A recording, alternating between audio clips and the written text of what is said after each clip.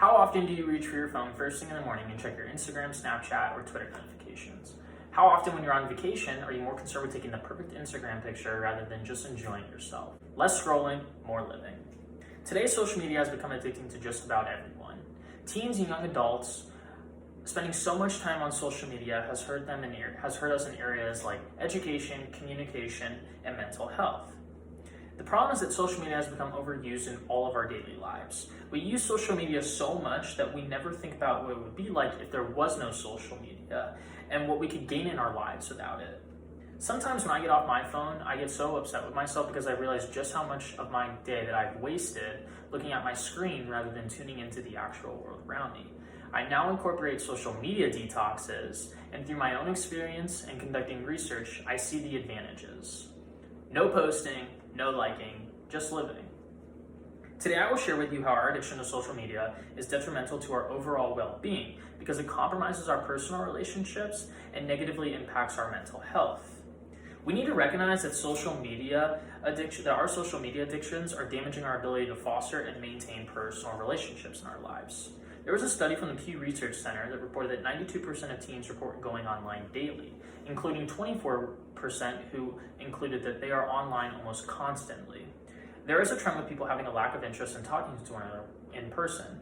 Our generation will be 50% of the workforce by 2050, and a majority of us would rather handle workplace problems via instant messaging or over email rather than face-to-face communication.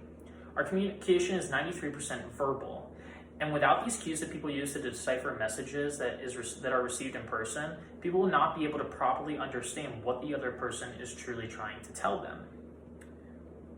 Social media limits our personal interactions with one another. Majority of us have access to social media right there within our fingertips whenever we please.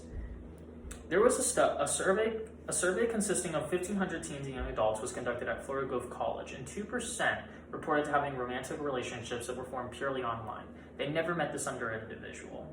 Social media has made us want to interact with others online because it is a much more simple a process. Along that process, we've all become more antisocial. We must detach from social media apps and limit our screen time daily. We can do this by turning off our push notification or setting time limits on apps. Not only will it save our battery life, but it saves you from a lot of distractions throughout your day, which can allow you to invest more time in your relationships with others. We could even delete social media apps altogether or our accounts. We could quit or walk away from social media whenever we please. These apps take up too much time, and you'll eventually realize how many hours a day you waste being on them. We can even put barriers in place, which meaning reactivating our accounts in order to log back in. Uninstalling these apps allows us to focus on what is in front of us, tune into the world around us, and focus on our relationships. We need to limit our time on social media and immerse ourselves in the world around us, because if we don't, it will negatively impact our mental health. The more we use social media, the less happy we seem to be. In 2018, a report issued by the Global Web Index showed that people ages 16 to 24 spend an average of 3 hours using social media a day. Another study showed that individuals who use social media more than 3 hours a day are at a heightened risk of mental health problems, particularly internalizing problems.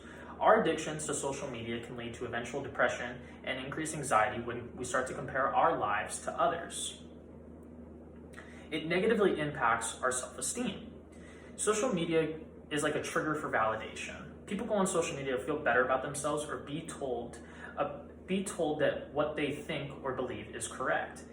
This is easily seen as negative because an over-reliance on social media leads to negative thoughts or ideas about oneself, which are challenging to overcome. Social media connections may not always feel genuine or authentic, which can lead to loneliness, isolation, and negative sense of worth. We should be immersing ourselves in the world around us.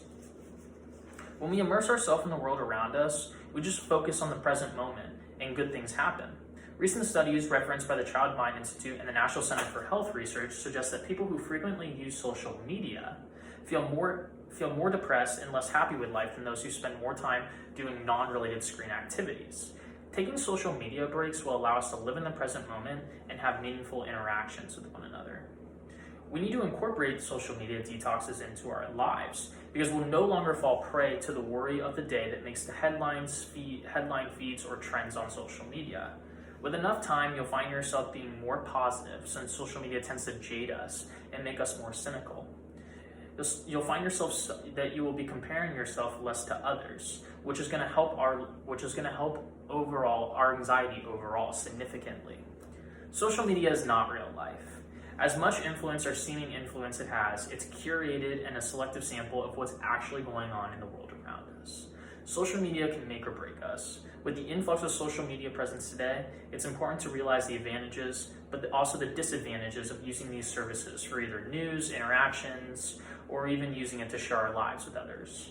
Social media needs to be recognized as a tool to be utilized to a certain extent, and we can't let it overtake our lives. Thank you.